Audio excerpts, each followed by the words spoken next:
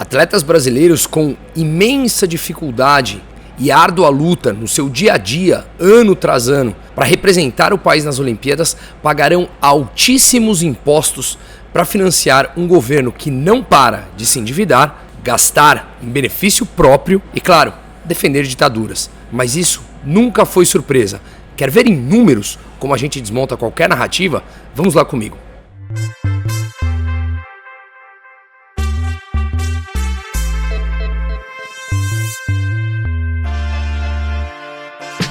Os prêmios que os atletas ganham nas Olimpíadas são considerados rendimentos tributáveis, portanto, terão que pagar impostos em cima deles. Já veremos quanto e vamos fazer alguns comparativos que chega a ser cômico, ou melhor, tragicômico aqui no Brasil. Nesse vídeo eu não quero questionar a lei vigente, mas sim se não faz sentido a gente pleitear novas mudanças em relação a absolutamente tudo que estamos vivendo. E é aqui que eu acho importante que a gente já vem sim enfrentando mudanças por parte da base da população. Um sinal claro disso é a demanda que eu tive para fazer esse vídeo, para pesquisar esses dados. Ou seja, as pessoas estão cada vez mais indignadas e perplexas com tudo que estamos pagando para financiar algo que não queremos, que jamais temos retorno e, obviamente, se trata de um escárnio, de um abuso, de um roubo, claramente uma corrupção com o dinheiro público.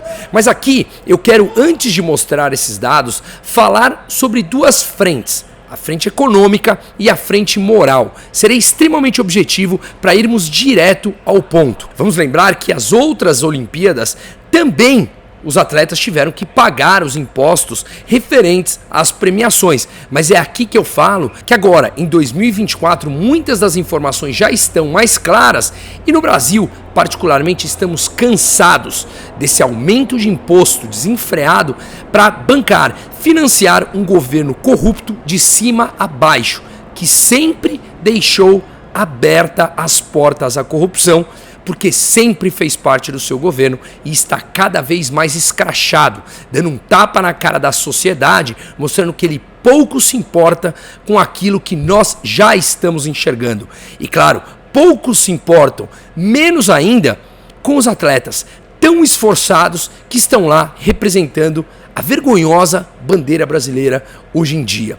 Pois bem, se tratando primeiro da parte econômica, é claro que qualquer função coletivista nunca funcionou e não funciona. Aqui estamos falando do comunismo lá de trás, do socialismo lá de trás, em que socializavam os meios de produção, e do socialismo lá século XXI. Ou seja, aquele socialismo que prega um Estado interventor gigantesco, mas que permite alguma iniciativa privada. Sempre barrada, sempre com muitas burocracias dadas e inseridas pelos burocratas. Poucos burocratas querendo comandar, coletivizar as instituições. Mas é claro que isso nunca funcionou. Basta olhar um pouco na história. A economia se trata de seres humanos. Cada um de nós, na menor parte do coletivo, que é o indivíduo, com os nossos anseios, as nossas vontades e aquilo que nós não sabemos o que vamos querer consumir amanhã. E esse é o ato de empreender, de gerar emprego. Quando nós não sabemos o que nós vamos consumir amanhã, ou nós não sabemos qual problema o empreendedor solucionará amanhã, porque as demandas de amanhã ainda não existem, o que acontece é que o conhecimento ele é disperso e ele é um ato contínuo, onde os empreendedores que se tornam bem-sucedidos são justamente aqueles que compreendem e conseguem satisfazer as demandas de uma sociedade que muda. E, de novo, não sabemos quais serão as nossas demandas de amanhã. Portanto, não há como padronizar, coletivizar qualquer tipo de solução política para uma economia quando nós não sabemos o que demandaremos. Ou seja, qualquer centralização, coletivização leva inevitavelmente ao fracasso. Não precisa levar isso no âmbito de um governo grande como o Brasil. Pegue numa família maior. Quando você coletiviza, padroniza qualquer tipo de resultado, mais cedo ou mais tarde geram disfunções que vai levar a qualquer tipo de discórdia e muitas vezes até brigas. Portanto, não funciona nem nunca funcionou, basta olharmos a história. Esse é o ponto econômico. O lado moral é claro que qualquer coletivização, qualquer centralização pressupõe uma coerção, uma tomada de forma obrigatória, impositiva, por parte dos burocratas, dos centralizadores, que querem e precisam sempre tomar de maneira obrigatória, portanto forçada, recursos nossos que nós produzimos para financiar os seus gastos que não param de crescer. Por isso, são chamados de impostos, senão seriam voluntários. Como ninguém tem a voluntariedade, ou poucos têm a voluntariedade de pagar impostos porque preferem eles mesmos, nós mesmos, escolhermos aquilo que vamos consumir ou gastar, ao invés de darmos na mão de centralizadores que sequer nos conhecem, é claro que preferíamos ter em nossas mãos os nossos recursos que nós geramos, que nós produzimos. Mas assim você seca a fonte dos burocratas, dos centralizadores, dos coletivistas que estão lá em nome única e exclusivamente do poder. E é por isso que eles não podem trabalhar com a voluntariedade. Eles precisam te obrigar a pagar. E se você não pagar, sofre as consequências que eles, coletivistas e centralizadores, determinam. Se trouxermos o cenário da voluntariedade, é claro que os impostos cairiam a praticamente zero e eles perderiam o poder. Veja o que aconteceu quando a lei do sindicato mudou e passou a ser voluntário financiar esses parasitas. A arrecadação caiu 99%. Portanto, para a manutenção do poder, eles precisam sempre agir de forma coercitiva. Trabalhamos aqui, então, a forma moral e a forma econômica. E o que eu falo que foi um dos pontos que me motivou a fazer esse vídeo, além dos pedidos que eu tive, principalmente dos membros, que fazem parte do meu canal do YouTube, que nós debatemos diariamente por WhatsApp, foi justamente acender a realidade, a consciência que a maior parte das pessoas estão realmente cansadas e achando um escárnio pagar impostos de maneira forçada. É como se ao longo de nossa vida nunca tivéssemos parado para pensar e agora com uma ampla disseminação de informação, paramos para pensar, ora, estão tomando de maneira forçada grande parte dos nossos recursos para financiar a eles mesmos muitas coisas que vão contra as minhas ideias para um serviço que eu sequer quero utilizar. Portanto, não faz sentido. Eles só conseguem fazer porque é coercitivo. Então eu não quero mais. Isso começou a gerar mais vontades e anseios na população em todas as camadas. Isso para mim mostra uma ampla maturidade, um crescimento, trazer à luz da consciência que somos roubados diariamente por grande parte da classe política. Portanto, quando falamos aqui de um coletivismo, ele tem um lado que nunca vai funcionar porque os esforços são individuais. Só que um pequeno grupo de burocratas determinam as regras que um coletivo na sociedade terá que fazer para satisfazer os anseios desses burocratas, e se você não respeitar, você paga as consequências no âmbito individual. Portanto, quando você também tem um mérito como os atletas olímpicos sendo premiados com medalhas ou premiações em dinheiro, são esforços individuais em que eles estão fazendo diariamente ao longo dos anos, acordando muito cedo com as suas disciplinas. E vamos lembrar que a disciplina só existe quando você tem uma motivação de algo. Eles têm a motivação de crescer financeiramente, de crescer no esporte, de satisfazer aquelas vontades e aqueles desejos de superar as suas marcas. Portanto, tudo está voltado para o lado individual, mostrando mais um ponto como o coletivismo ele é completamente falho. Então vamos agora aos números para desmistificar e colocar mais uma vez aqui em evidência a todo mundo quem são esses burocratas nefastos que foram colocados no poder mais uma vez. Segundo o próprio Comitê Olímpico Brasileiro, o COB, as premiações variam entre R$140 mil e 1,05 milhão de reais. Portanto, conforme essa tabela de imposto de renda que a gente consegue ver aqui no Brasil, de acordo com a tabela progressiva de 2024, toda e qualquer premiação ou ganho acima de R$ 4.664,68 será tributado em 27,5%. E, portanto, todas as premiações dos atletas que falaremos aqui estão nessa alíquota de 27,5%.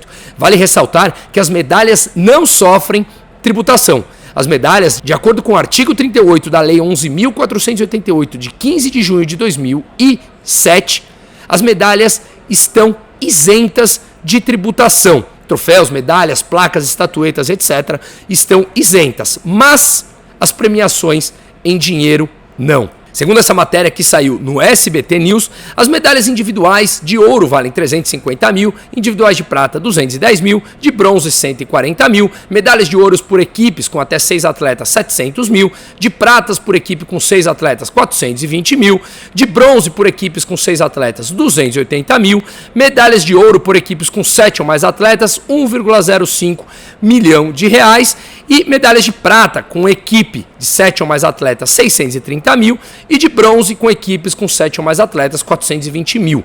Além disso, o COB, Comitê Olímpico Brasileiro, permitiu que os atletas ganhem, além das medalhas, premiações em dinheiro. E estas sim são tributadas com os 27,5% de imposto de renda. Para citarmos aqui alguns atletas e sairmos do abstrato, podemos falar da Rebeca Andrade, a maior medalhista brasileira. Uma salva de palma à disciplina e à vitória dessa incrível atleta. Rebeca Andrade, que ganhou o ouro, que vale os 350 mil reais, vai receber os 253.750, pagando IR de 96.250. William Lima, que recebeu prata, vai receber 152.250 reais, depois de pagar 57.750 em imposto de renda. Raíssa Leal, a nossa fadinha com bronze, vai receber 101.500 reais, depois de pagar 38.500 reais. A equipe de ginástica artística, que foi bronze, cada atleta receberá 40.600 reais após os descontos, totalizando IR aí de 77 mil reais entre a equipe. Um total, somando esses poucos atletas, falamos de um IR aqui de 269.500 reais, imposto de renda a ser pagos por esses atletas, 269.500 reais. Só que aqui tem um problema. Uma matéria que saiu hoje no Infomoney, dia 6 de agosto, o governo Lula pagou 83 mil em passagens para quem? A esbanja ir aos Jogos Olímpicos de Paris. Os impostos de renda que eu acabei de mostrar aqui em números, que serão pagos de R$ 269.500, ajudam a financiar uma singela e barata viagem de uma única pessoa, gastando R$ 83 mil em passagens para os Jogos Olímpicos. Vamos lembrar que, como boa comunista e defensora de ditadores, ela e o seu marido precisam gastar tudo isso para verem os Jogos Olímpicos. Não é mesmo, Lula? Não é mesmo, Janja? Pois é, a gente faz as contas aqui nesse canal para todos vocês. Vamos seguir então nessa matéria que foi tuitada pelo SBT Jornalismo, mostrando que o governo federal investe por volta de 0,02% do PIB brasileiro para atletas nas Olimpíadas. Isso representa por volta de 220 milhões de reais. Vamos olhar então aqui, guarda esse número, 220 milhões de reais que o governo brasileiro investe, que representa mais ou menos 0,02% do produto interno bruto brasileiro, para levar e sustentar os atletas que representam o Brasil nas Olimpíadas. Sabe quanto, segundo uma matéria do Estadão de 2023, o governo gastou com reformas imóveis no Palácio do Planalto? 26,8 milhões de reais. Mais de 12% do que ele usa para sustentar todos os atletas que representam o Brasil nas Olimpíadas e sofrem diariamente com as precárias condições aqui no Brasil. E, portanto, são verdadeiros heróis, diferentes do governo, que são verdadeiros corruptos por natureza. Como que chegamos nesses 26,8 milhões? Ora, não sou eu falando, é o Estadão, que sempre foi um braço do PT nos últimos anos. Vamos olhar aqui então? Pois é, as compras de Lula e Janja para o Palácio totalizaram 26,8 milhões em 2023. Alguns pontos específicos: tapete de 114 mil reais, sofá de 65 mil reais, cama de 42 mil reais, enxoval 131 mil reais, troca de piso 156 mil reais, persianas e cortinas 202 mil reais, árvores de Natal e flores 358 mil reais. Além de, claro, Janja adorar esbanjar a gravata do marido comunista, que sempre se declarou comunista. Uma gravata de R$ 1.093. É disso que comunista precisa. Claro, financiado por todos nós, inclusive para os atletas que sofrem diariamente com a precariedade, como eu falei, aqui no Brasil. Representando, portanto, esse 0,02% do PIB brasileiro, os 220 milhões de reais, se contarmos o ciclo olímpico de 3 anos, 2022, 2023, 2024, o governo brasileiro gastou 426 milhões de reais, segundo essa mesma matéria citada no SBT Jornalismo. Só que hoje, apenas 4 atletas brasileiros que estão lá em Paris nunca receberam Bolsa Atleta, a principal fonte da maioria dos atletas brasileiros. Ou seja, dos 275 brasileiros que estão representando o país lá nas Olimpíadas, ele teve um gasto, o governo, de 93 milhões de reais, apenas com o Bolsa Família. Mas quando a gente inclui a lei, a Anhelo Piva, que reverte 2% da arrecadação das loterias federais para os comitês olímpicos e paraolímpicos do Brasil, somados a isso a lei de incentivo ao esporte, totaliza 950 milhões de dólares. Para compararmos, o Japão gastou, nesses mesmos 3 anos, 716 milhões de dólares. E vamos olhar o quadro olímpico da diferença entre Brasil e Japão.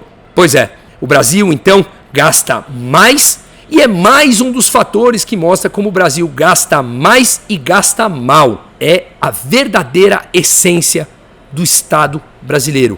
Na minha opinião, de todos os estados. Uns mais, outros menos. Mas nessa mesma matéria, fica muito claro em que eles falam aqui que no Japão, as empresas privadas são muito mais presentes nesse financiamento e inclusive os próprios comitês.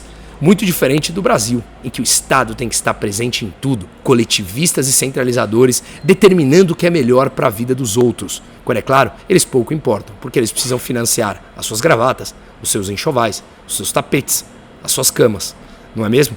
Mais uma vez, uma ineficiência brasileira. É claro que o mercado tinha que ser muito mais aberto para as empresas privadas em ampla concorrência financiarem e terem um retorno em cima disso. Mas esse não é o papo exclusivo desse vídeo. O que nós sabemos é que cada vez mais esses atletas sofrem com a precariedade e todos nós brasileiros pagamos, somos roubados com esses impostos absurdos e não sabemos para onde vão. Não temos a menor ideia. Ou melhor, temos. Eu trouxe aqui alguns exemplos, como esses mostrados pela própria matéria do Estadão. Viagens, enxovais, gravatas, hotéis, suítes de luxo, o judiciário mais caro do mundo, que com a lei do calabouço fiscal, o judiciário mais caro do mundo vai ter mais de 4 bilhões no ano que vem para gastar, permanecendo como o mais caro do mundo. O legislativo também mais caro do planeta Terra. Para quê? Para continuar produzindo déficits recorrentes, o governo gastando mais do que arrecadando, que leva um endividamento maior, que forçam taxa de juros maiores, que desestimula a economia, que leva a fuga de investimentos, que desvaloriza a nossa moeda, que chegou a bater 5,90 essa semana, está na casa agora dos 5,70, afugentando o capital de longo prazo e mantendo o Brasil numa posição pífia de liberdade econômica, de índice de desenvolvimento humano e de facilidade de fazer negócios, segundo várias instituições, como por exemplo o Ease of Doing Business Index, que mostra que o Brasil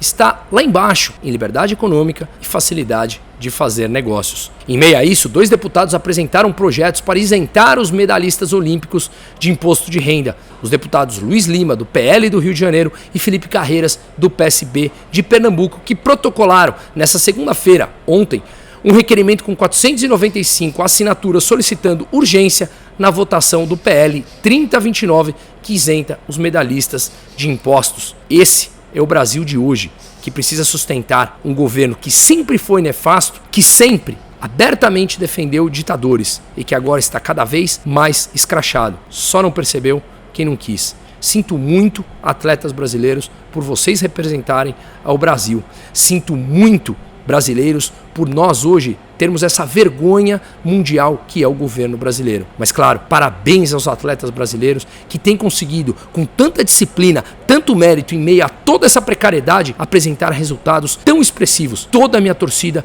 para todos esses atletas, esses verdadeiros vencedores, e que consigam perceber que, claro, o governo manda esses atletas sorrirem ali para parecer que está tudo bem, mas quando voltam a esse Brasil sofrido, que defende ditaduras de forma institucional através do seu governo, eles voltam às realidades que pouco recebem e precisam fazer muito para chegar a Olimpíadas e satisfazer os seus sonhos. Em meio a que mais um governo destrói o sonho de tantos atletas que merecem lutar pelo pódio. Em meio a isso, mais um erro do governo, que ao fazer uma autopromoção, veio a público e tirou a Rebeca Andrade, nossa maior medalhista do pódio, colocando a segundo e terceiro lugar e no lugar dela, um computador do próprio governo para se autopromover. Comunistas fazem isso, são narcisistas por natureza. Assista esse vídeo, sinta muito pelos atletas, aplaudimos a todos eles e sentimos muito pelo Brasil. Seguimos. Ao apagar a imagem da Rebeca de uma foto histórica, ofendeu a maior medalhista olímpica da história do Brasil. E ao acomodar no centro do pódio, no alto do pódio olímpico, um laptop com a frase computadores para inclusão, aí o Ministério ofendeu a Simone Biles, ofendeu a Jordan, que dobraram a espinha para venerar o feito da Rebeca, e não programas mequetrefes do governo federal, né? Então foram 3 ofensas simultâneas. Foi como se o Ministério se comportasse como Midas do fiasco. Conseguiu transformar o ouro conquistado pela Rebeca Andrade em 3 ofensas.